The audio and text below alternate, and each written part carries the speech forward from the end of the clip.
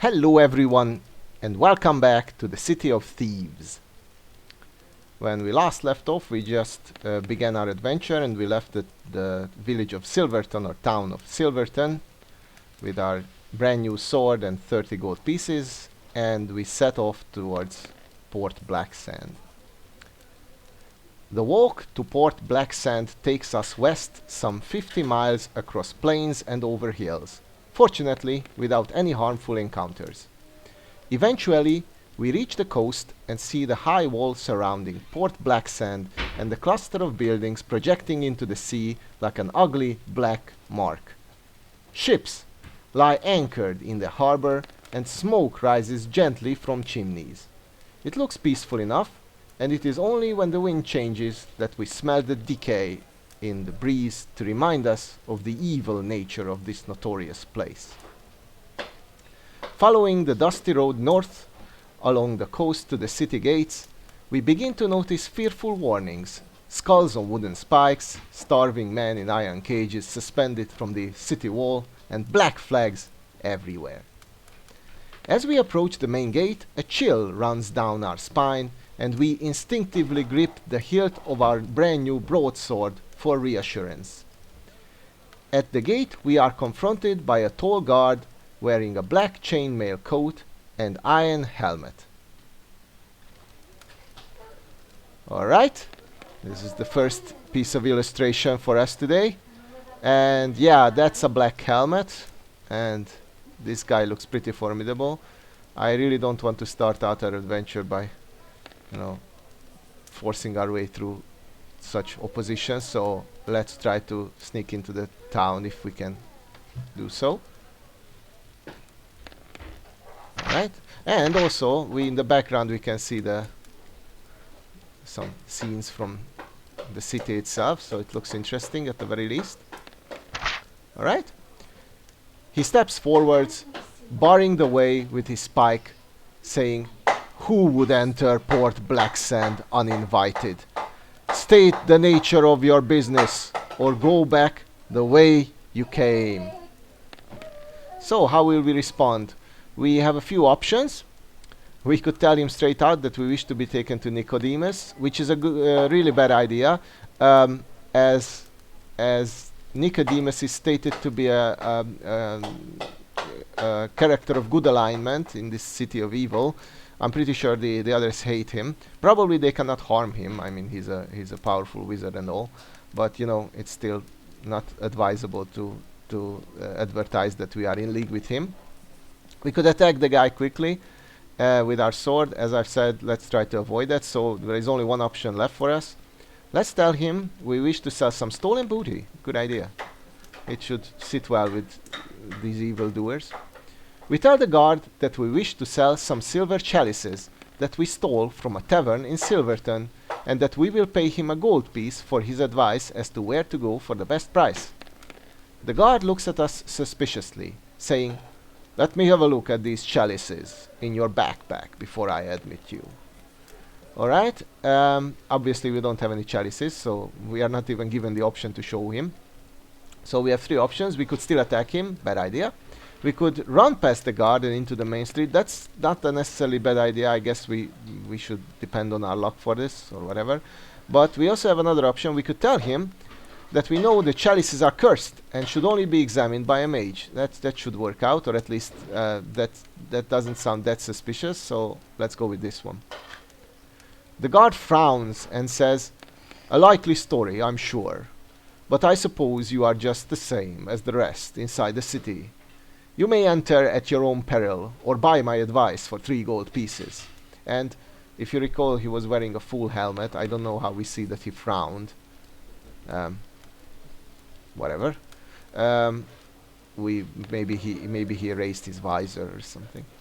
Well, we could just head straight into the city, or buy the guard's advice. We have 30 gold pieces, so we definitely can spare 3. Let's see what he has to say. "This city is ruled by Lord Azure, and he is a cruel man. When you preside over the chaotic inhabitants of Port Blacksand, you have to be mean. And he is the meanest. I should warn you that if you are found without a pass, you are as good as dead. I would get one if I were you, pretty quickly. He then makes a sweeping gesture of his arm, and we walk past him into the city. Okay, first obstacle passed. We have entered the city. It cost us nothing. The advice cost us 3 gold pieces, I understand, but entering the city cost us nothing. Purely with our wit, we managed to enter it.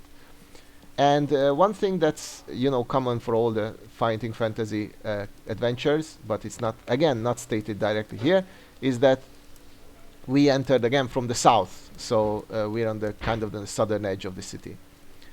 Through the main gates, we see that the rubbish-filled streets of the port are narrow and cobbled. Old and decrepit buildings line them closely, with their upper stories overhanging menacingly. Where would we like to go? Alright, we have 3 streets to choose from. I guess the street names are given or are available. So we can go west towards Key Street, north along Market Street, or east along Clock Street. And I immediately want to rule out Market Street, because we want to scour this city, find some interesting places, and find, you know, information about where Nicodemus is. Maybe we can find a small side adventure or two. So we don't want to take the shortest route for sure through the city, and that, you know, that would be north. So we could choose between west and east, and I guess Clock Street sounds more interesting than Key Street. So let's go towards the east now this time. Clock Street it is. Walking along the narrow street, we see a man wearing tattered rags sitting in the gutter. His head rests on his hands, and he looks thoroughly miserable. Yep, I wouldn't be surprised if we had many similar characters here in this city. He seems to be a beggar, and this bat has just stolen his what remains of his dinner, I guess, or lunch.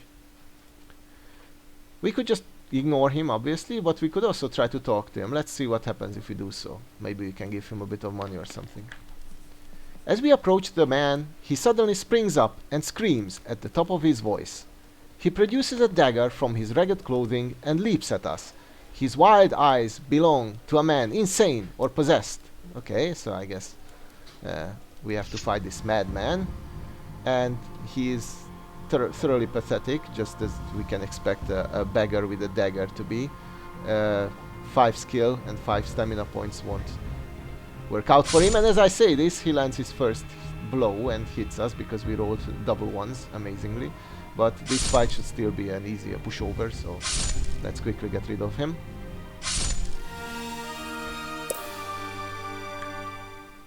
A leather pouch hanging around the neck of the corpse contains a small glass bowl containing what looks like swirling smoke. Alright, so we killed this poor guy, hopefully relieved him of his madness this way. That's a certain cure.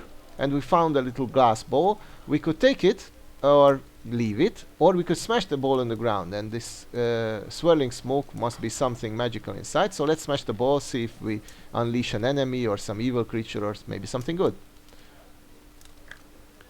The glass bowl shatters on impact with the cobbled street.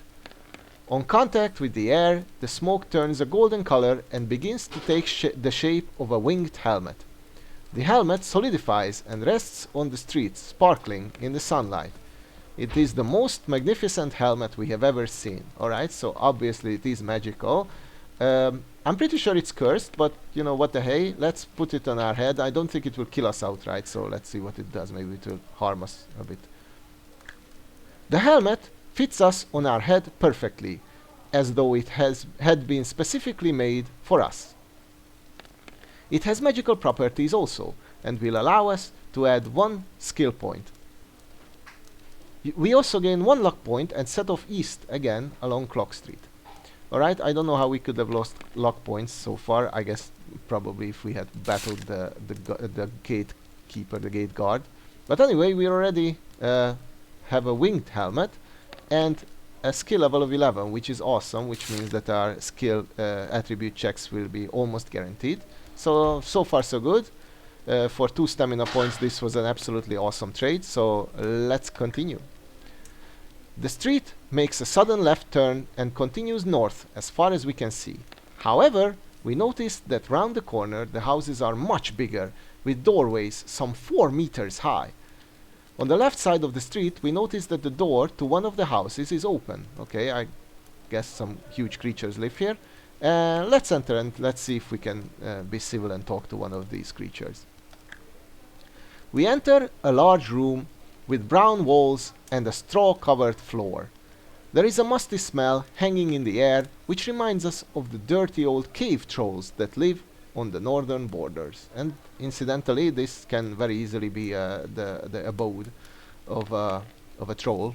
Not necessarily a cave troll, but you know, a troll living here in the city. It wouldn't be so out of place. In the middle of the room is a table made from half a barrel with some roughly made stools around it. A high archway leads through the room to the back of the house, from where we hear a low murmuring voice. Okay, we want to see the inhabitant of this establishment, so let's see. Let's walk through the walkway and let's see where this low murmuring voice comes from. The archway leads into a large room, in the center of which crouches a human-like creature some 3 meters tall. He looks very worried and muttering to himself. The lumps on his face are the distinguishing marks of an ogre. And this is an ugly creature if I've ever seen one, and he's drooling a lot too. And he also looks miserable. Well, what would we like to do? We could attack him, but why would he do that? Why would we do that? He has not given any sign of, you know, being aggressive. He's dangerous, but not aggressive. We could leave, obviously. Or we could attempt speaking with him. Let's start with that. Probably we can still attack him if he turns hostile. Before we are able to speak a word, the ogre's voice booms out, saying, "Somebody has stolen all my food! Will you give me some of yours?" If we wish to give the ogre some food, we will lose 2 provisions. And no. Unfortunately, we only started out with 3 portions of provisions, and losing 2 of them is simply out of the question. We already suffered damage. This is definitely one of the few resources we have left, or we have available rather. So we are going to have to refuse his request. The ogre is mad with hunger and picks up a large bone off the floor. He raises it above his head and lumbers towards us. Alright? He chose a weird way to die. He is not very skilled, obviously, as a bone, and he's hungry. So his brute strength is not enough to be our equal. We have a skill level of 11. We are a dragon slayer after all. And his skill level is 8. His stamina is 9, which is something, but I still think this fight should be relatively easy, and of course the first hit lands on us, because of why not. But from this moment on I really hope it will go better, and so far it does. And we could escape, but nobody attacks us and lives, even if we waltzed into his house. And we win! Now that he's dead. The ogre's room is full of clutter and discarded bits and pieces. It does not appear to have tidied for years, unsurprisingly. Rummaging through the jumble, we find a polished wooden box with a hand made of white shell inlaid on the lid. The box is locked and we cannot find the key to open it. Okay, we could just leave, obviously, or we could smash it open with our sword. I mean, suffering some wounds was definitely a price we paid. So let's see if it was worth it. Let's smash it open with our sword. The box shatters and we see 2 gems, 15 gold pieces, and a white silk glove lying amidst the broken pieces of wood. Alright, there are 2 options to take, either the gold pieces and the gems, or the glove. And I'm 100% sure that this silk glove is magical, and I am quite certain that it is cursed. We got lucky with the helmet. We are not going to risk our luck again. And besides, this option seems mutually exclusive. So we could either take the glove or the gems and the gold, and we definitely can make use of the money. So let's take the gems and the gold pieces and quickly leave. We spy the gems and the gold pieces from amongst the ruined box and quickly head back onto the street. On the right hand side of the street, we see a large wooden barrel and a small boy sitting beside it on a stool. Alright? So we have defeated an ogre.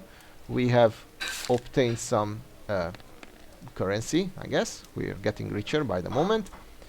And now it seems that that we have another kind of encounter here. I'm pretty sure this one is harmless, so let's see what the boy has to say, if he has anything meaningful to say. The small boy smiles and thrusts a tin mug into our hand. He tells us the barrel contains sparkling water that cures ills, wounds, and diseases. To fill the mug, we would have to pay him 3 gold pieces. Alright? I don't think he's lying. I mean, he sees that we are much stronger.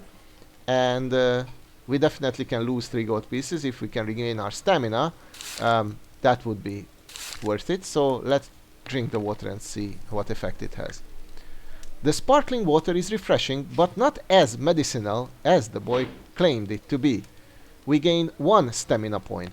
We shake our fist at the boy in mock anger and set off north. Okay, so it definitely wasn't worth it. 3 gold pieces for 1 stamina heal was not worth it, but at least, you know, we're still fine. We still have quite a lot of money left. So I guess there is nothing else to do. Let's proceed. The street makes a sharp turn to the left and continues west for some distance.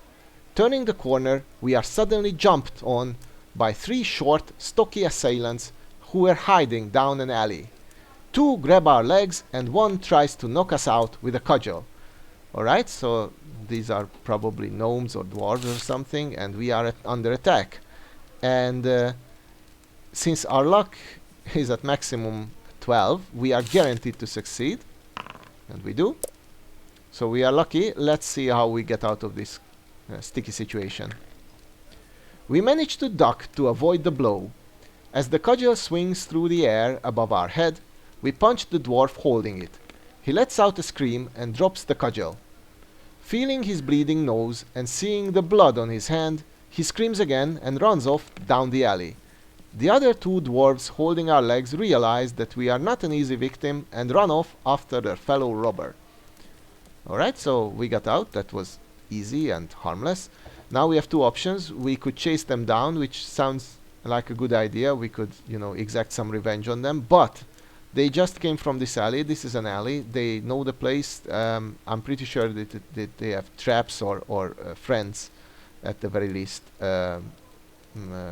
You know, hiding there, set up in safety, and they can very easily get lost anyway. They are small and, you know, they know the ground well. So we are not going to risk it. We are going to skip this one and we are just going to let them live.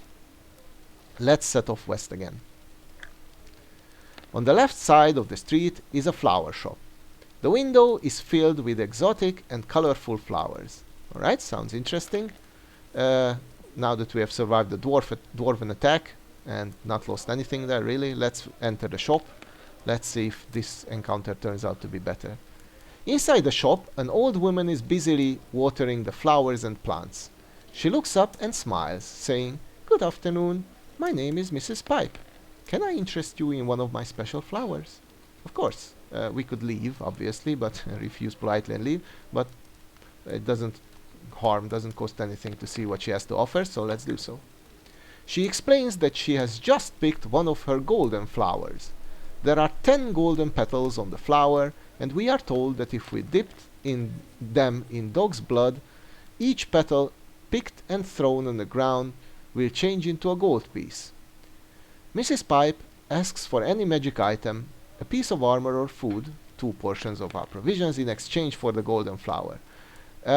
This is very costly, but we are gonna take it. So actually 2 portions of provisions are not worth 10 gold pieces, even the best of scenarios, and we don't immediately get them anyway. Probably if we had started out with 10 portions of provisions, then it would be worth it. But we're still gonna risk it and actually lose 2 provisions. What would we like to trade Mrs. Pipe in exchange for the golden flower? And we're definitely not giving away our winged helmet. We need all the stats we can get. So let's grind our teeth and let's get rid of 2 provisions. And incidentally, it was good that we didn't give the ogre any, because then we wouldn't be able to pay Mrs. Pipe. So let's see and hope that this golden flower is worth it.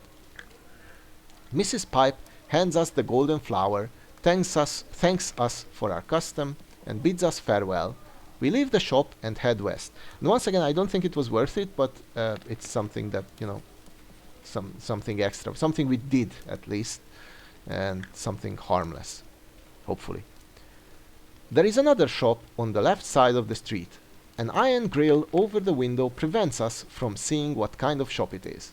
We try the handle on the door and it turns. Alright, let's enter this shop. Let's see if this one works out. Once inside the shop, we realize why the windows are barred. It is a jeweler's shop. Standing behind the glass counter is a huge, bald-headed man with an eye patch covering his left eye. He gives us a welcoming smile, but the sign of his ugly mouth with its few black-stained teeth does not inspire confidence. A large battle axe hangs conveniently behind the man to deter any would-be robbers. On display are several ornate rings inset with diamonds, emeralds, and rubies. The man asks whether we are buying or selling, and how do we respond? Well, we could attack him, and we are supposed to be heroes, so I don't think this guy is a great character, but he's definitely not that evil as, you know, like for instance the dwarves were, or, you know, they're crazy like the madman or the ogre were. So we're not going to attack him. Instead, in fact, we can sell him our gems. I don't think we can use our gems for anything else, so let's see if that works out. We show the man the 2 gems that we stole from the ogre's house. Holding them up to the light, he examines them carefully with a small magnifying glass. He turns to face us and offers us 9 gold pieces for the 2. Just to be fair, so it's 9 gold pieces altogether, so 9, not 18, you know, not 9 each, but 9 overall. We don't need the gems, we need the gold, so we should trade them, but I'm not sure this is a good price, so let's try to haggle for a better deal. The man frowns and thumps his fist down on top of the counter, shouting, "This is not a bazaar! If you do not like my prices, take your custom elsewhere. Now get out of my shop before I slice you in 2. Okay, how can we respond? We can try to call him down and accept his original offer, or leave the shop or still attack him.